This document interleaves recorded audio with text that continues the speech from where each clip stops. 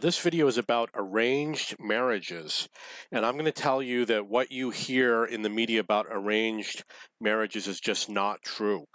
There's a lot of people who say that it's sexist or that people are forced to marry against their will. It's just not true. And I'm going to tell you my experience based on people that I've spoken to or people that I knew that had arranged marriages.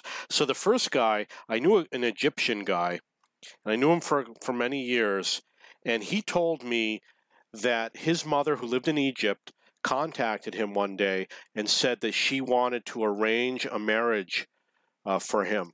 And basically what he would do is he would go back to Egypt and he would meet a bunch of women, and then he would decide if he wanted to marry one of them.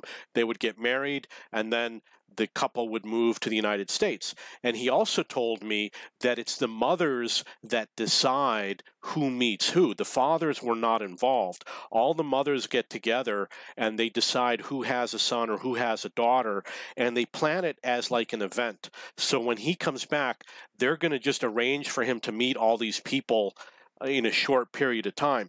But ultimately, they decide if they get, it's not the parents who decide if the marriage happens. It's the people that are getting married who get to make the decision. And if they don't want to do it, then they don't do it.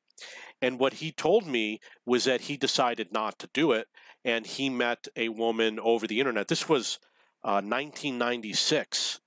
And he had met a woman chatting over the internet long before dating sites existed. Okay, so then I knew another guy from India, and he told me that in India, dating is very difficult. It's most Indians, young Indian people, are afraid to go on dates with other people. So there's not a lot of dating going on. So they like the fact that the parents are involved with arranged marriages. And what he told me was that he met 4 women. He was living in the United States.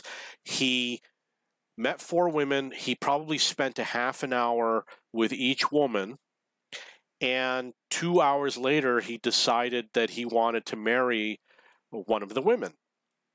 And they got married 2 hours later, and he came back to the United States, and then a year later, obviously because she has to go through her visa process, it actually does take many months to complete the process, she was allowed to come to the United States. And he's a computer programmer, and she was a doctor. Okay, so obviously the third person that I know who had an arranged marriage was his wife that he married. And she was a wonderful woman. When I met her, the thought that went through my mind was, this is exactly the type of woman that I would want to marry. Obviously, she's an Indian woman. She's a doctor. She was very intelligent. And they had a great relationship. And he told me that, marriage, it has its, he says it can be very good and it has its difficulties, but obviously on the overall whole, he felt it was very good. And she and he together confirmed that they were happy having an arranged marriage. If you go to dating websites, you can go to a dating website right now for India. If there's hundreds of thousands of men, you might find 10 women. The women refuse to sign up on the dating websites. They want their parents. I asked someone, I used to run a dating website, and it had tons of Indian men and no women. And I asked one of the guys, why aren't there women joining? And he said the women want the parents to be involved. Okay, so I'm going to talk about my parents. My parents only knew each other for 2 weeks before they got married. And my father was living in the United States. My mother was living overseas. And she was 15 years old. My father, he was probably 24 years old. And he met her, and within 2 weeks they were married, and the same story, a year later, she came to the United States. And they were married for like 30 years. So it was a choice that they made. It's not something that people do against their will.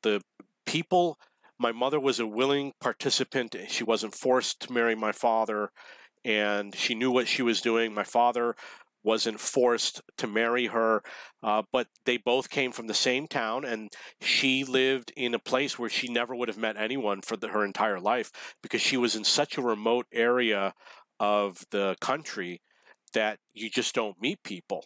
I actually saw where she lived. It was a desolate area, and you don't see neighbors, and there's no transportation. They don't own a car. I remember it taking a long time to get from one place to another. Everyone doesn't live in the same lifestyle as an American, and the American belief that arranged marriages are sexist, or that they're against women and they're pro men. It's just stupid, stupid, stupid nonsense. And not only that, it's probably the mothers that arrange marriages. It's not. Why would a man arrange a marriage? I mean, we hear stories about children having arranged marriages where they meet and then they get forced to marry, but I don't think that's as common. That's not what people talk about when they say that they had an arranged marriage. What they usually mean is that their parents play the role as a matchmaker and they do everything freely of their own choice.